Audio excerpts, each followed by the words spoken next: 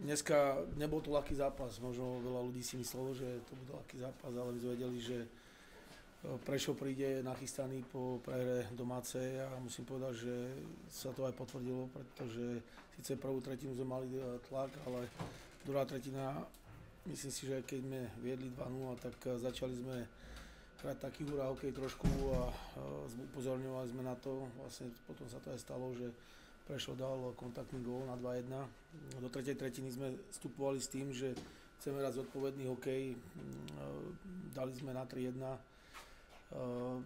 Potom tam nastali také zbytočné veci, straty na modrých čiarach, čo moc nechceme vidieť. Perfektne odbranená oslabovka 3-5 v tretej tretine a myslím si, že až potom sa to tak ukludnilo a vlastne Rajder Korčak, ktorý dal štvrtý gól, tak myslím si, že vtedy sme začali veriť, že dneska môžeme byť úspešní.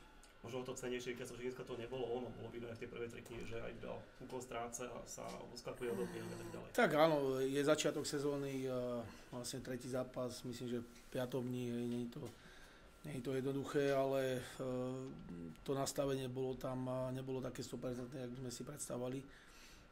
Upozorňoval som na to aj hlavne pred zápasom, ale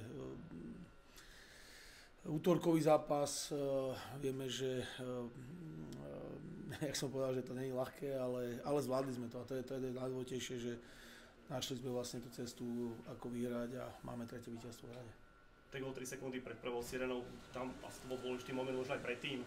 Bol to dôležitý, pretože mali sme tlak v tej prvej tretine, aj keď hovorím, že nebolo to úplne ono, ale tlak tam bol a do šancí sme sa dostávali, ale nemohli sme dať gól, ale tak myslím si, že určite bol veľmi dôležitý ten prvý gól. Okay.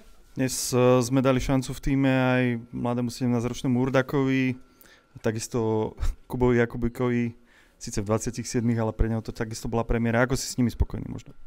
Je to veľmi dobré, že vlastne vytiahli sme aj Lukáša Urdaka z juniorky, vlastne to takto chceme, že naši mládežníci, ktorí hrajú dobre v juniorke, tak budú dostávať šancu tým pri tých zraneniach, čo máme, tak jasné, že sme potrebovali beka, aby sme vlastne naplnili aspoň 6 bekov a Kubo prišiel a zahral veľmi dobrý zápas, vlastne aj mal krásnu prihrávku na druhý gól, takže za mňa spokojnosť, dostal myslím, že aj najlepšieho hráča, takže odohral dobrý zápas, takže som za ňo rád aj za Lukáša, aj za Kuba.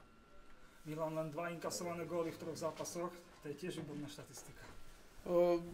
Áno, musím povedať, že obidvaja brankári nám chytajú dobre, ale celkovo hráme aktívny hokej a myslím si, že do tých šancí moc vlastne nepúšťame hostujúce týmy, ale netreba sa na to nejak pozerať, hej, vieme, že tie zápasy prídu ťažké, takže treba sa na to pripraviť, ale áno, musím povedať, že hráme dobre. A už vo Zvolenie nehral Tkáč ani dnes ani Holenda, neviem, či sú zranení, alebo čo. A tí ostatní ešte čo nezasiahli vôbec, ako to s nimi vyzerá, že či už by sa mohli vrátiť, či už je to Valek a Aucín? Tak čakáme na nich.